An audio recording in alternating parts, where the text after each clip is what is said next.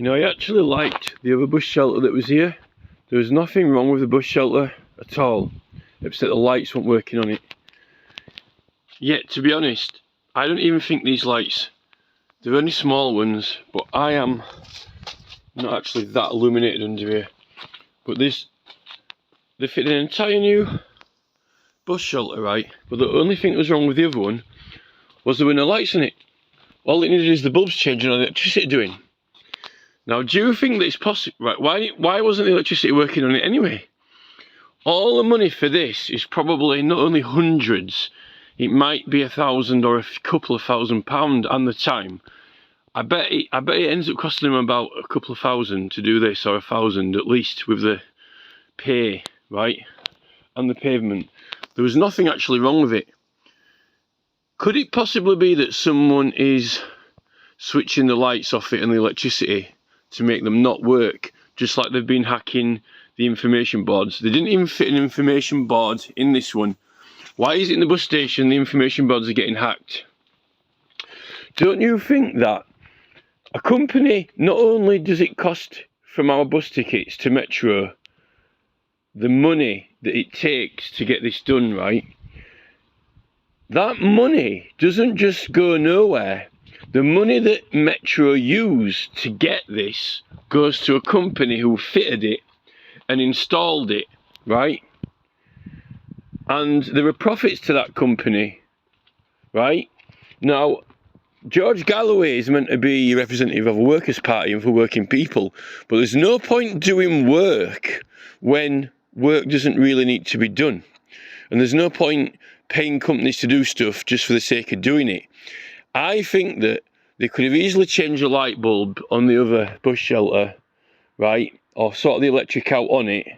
And there was nothing wrong with that. The metal, I mean, if that bus shelter would have appeared in the 1700s or 1800s, it would have lasted a long time. They're not actually, when you make modern things, right, you would believe that it's made to last.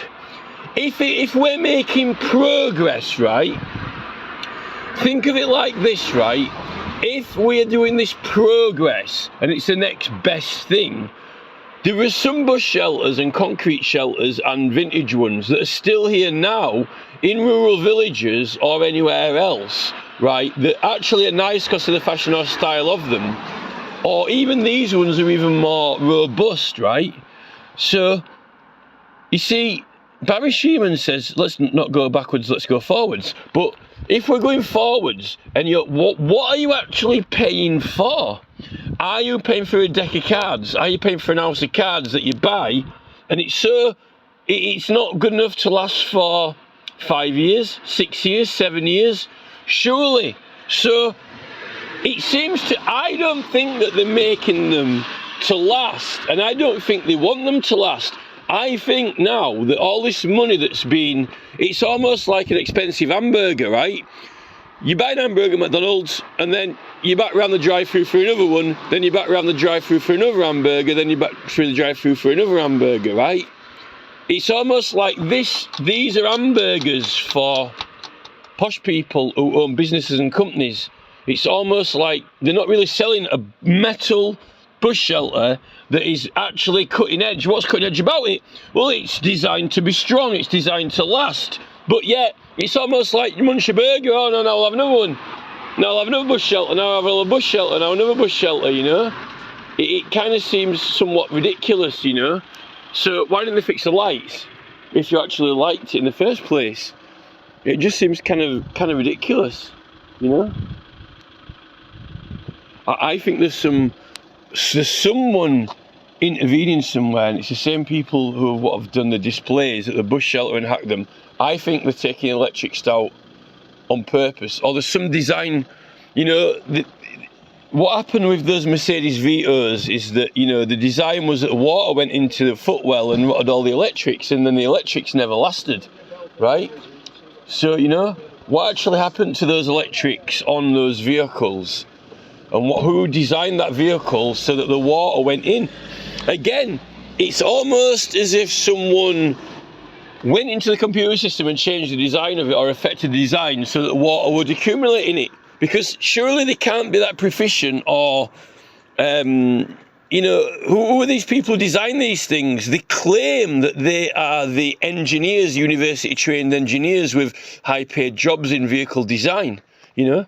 Is this why Elon Musk is claiming that he's more superior because his Tesla doesn't get water deposits inside the footwell and all the fucking electrics in a Tesla? You know? These are the questions we need to ask.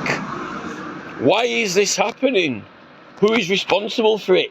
And are these people really that technologically advanced in progress as they claim?